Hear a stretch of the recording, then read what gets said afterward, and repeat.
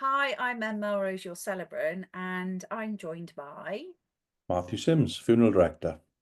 And these conversations are raw, uncut, and unedited because we want to show up as two good human beings, creating a safe space for you to be able to be more informed for the time when you will inevitably have to organise and arrange a funeral. So today's topic is a bit of a meaty one, um, and that is, what do we do with our loved ones' ashes?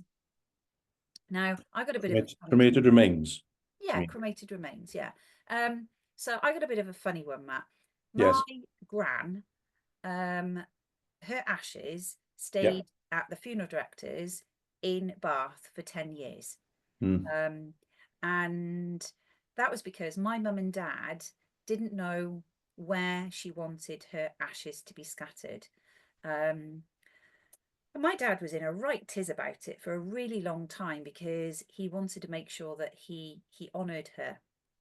And there's many funny stories about when people actually go to scatter ashes, right? With things that happen, gusts of wind and goodness knows what. And that happened to my father, a little wry smile and my gran having the last laugh. But I know certainly in the conversations that I've had with people, it can be really, it can cause a lot of pain and anguish to know how to, um, what to do with our loved ones' ashes. And I know that my grand situation is not unusual for cremated remains to stay with the funeral directors for some time. So can you just give us a little bit of, your wisdom and your insight, some of the things we might want to think about? Because I know there's a lot of I'm going to say red tape, but there's things that we Yeah. should and shouldn't do. But just could you give us some things to think about? um yeah, and what might be the art of the possible? Of course. I mean, and like you said with your gran, that's very common. There's cremated remains left in the office for many years, and I think and also I think that people, because it's that final step, isn't it? People Yeah, are afraid to go to that final step. Yes, okay, they've arranged the funeral, but then to go to the final step of dealing with the cremated remains and putting those in their final resting place. That's the sort yeah, of the final resting, the final step. But of course, you know yourself, after, losing Don and coming to me and asking me if you could put his remains into a firework, which we ac absolutely did. The possibilities are endless, but there, as you said, there is red tape. And again, it's about those open discussions, isn't it? When somebody's here to have those open discussions. And I think it's about going back and thinking about that person. Where did they used to go? Did they used to go for walks? What was their favorite place? Would you prefer to go and visit the crematorium and just have the cremated remains scattered at the crematorium grounds, somewhere where you can go, it's accessible? Would you prefer to go to that rural place and scatter the remains, providing you've had the landowner's permission? yeah, Did they play golf? Did they, all of those questions right, that you would ask yourself. yeah. So What Matt, is personal to the person? Where do you want to go and to remember them? sure. And if I was to have, often I've heard people talk about ashes being interred. So can Yes. you just explain that to me a little bit more? What does that mean?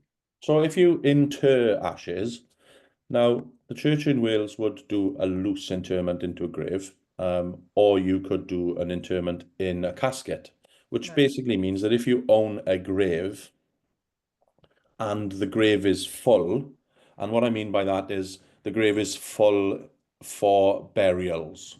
So there won't be another burial taking place in that grave. Okay. There are spaces above the grave for you to be able to bury cremated remains. So within the Right. family plot, if you like. Also within the crematorium, for instance, you could purchase a cremated remains chamber. Okay, so that's just where the cremated remains would sit in a chamber, and then you'd have a cremated remains tablet on top of those cremated remains again, somewhere for you to go. So that's not necessarily a Okay. So scattering, Matt, you that's an you you internment. Right, you've sorry to interrupt there. You've used some terminology which Right. I'm guessing is funeral director profession language. So Okay, for the lay person over here, um, you talked just there about what I'm assuming to be is like a headstone. So it wouldn't be a headstone, but it would be a memorial stone. So correct. the ashes the ashes might be in a casket. They are put into a designated place in the crematorium or in the grounds of the cemetery, and you would be able to have a small headstone that would mark that place. Correct. Exactly that. Okay. Yes. And if I was wanting that, is that something that I organise through you as the funeral director, or how would I go about doing that? Yeah, I would say go back to the funeral director that organised the funeral and ask them to put those arrangements in place for you. Right, You know, you might find that that funeral director has links to a monumental mason, and they can give you the advice then on creating that tablet that we discussed or the headstone. Um, and we that can all be done then by via the funeral director. right, So okay. it keeps it simple for you as a client. And all the while that I may not know what I want to do with the ashes, um, you either you keep them, Yeah. or I would hold on to them, and then at a point in time you as the funeral director would help me through that process. Yeah, absolutely. We need the cremation certificate for you. So the certificate to say that, where the cremated remains came from, where the crematorium was when the cremation took place. Providing you've got that certificate, then we would be able to arrange that for you at a later date. Yeah. So if I was, so my let's say for instance, my parents, I was wanting to interm my parents' ashes here in Wales, but they'd been cremated, in Bath. Yeah.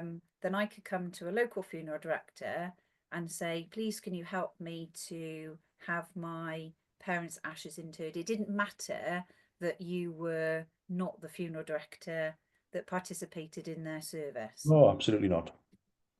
Okay, because one of the things in today's world, of course, is that we're living in different parts of the world and country and the like, right?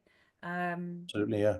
Okay, so I've got another question for you. If somebody wanted ashes to be taken abroad, Yeah. and I know, that is not an unusual situation to be in, um, can we just put them in our hand luggage, put the ashes in our hand luggage?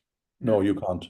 Okay. Well, firstly, you'd need to have a discussion with the airline, but there's some paperwork that the funeral director would need to give you, um, uh, including what we call an out of England or an out of country, which means that you'd have to then certify that there are cremated remains in the casket. You'd have to have the cremated remains certificate.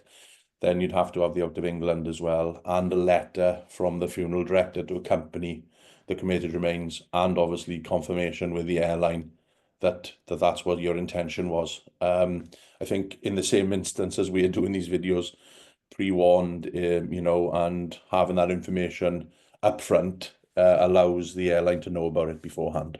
Absolutely, because the worst that could happen is that you get stopped going through security, or for whatever reason there's a need to go into your luggage, and you could end up in a bit of a pickled situation, right? Absolutely.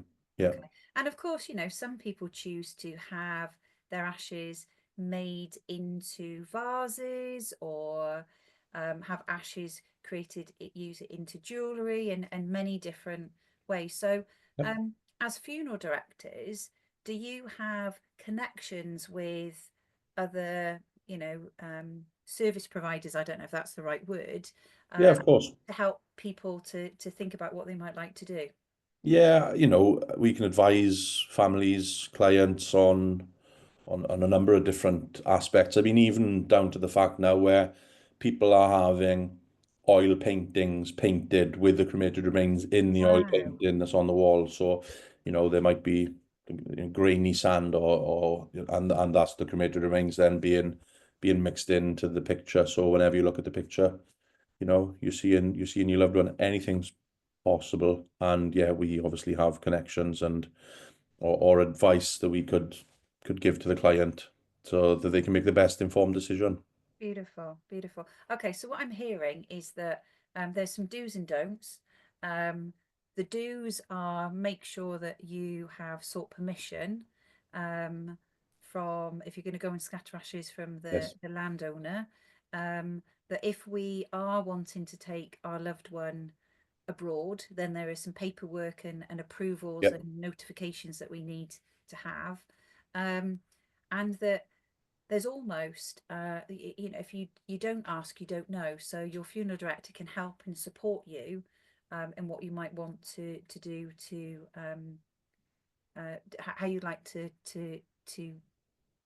I don't know what the word is, savor, or Put to, put your loved one to rest, isn't it? And their yeah, final resting place. in ways that perhaps aren't aso-typical.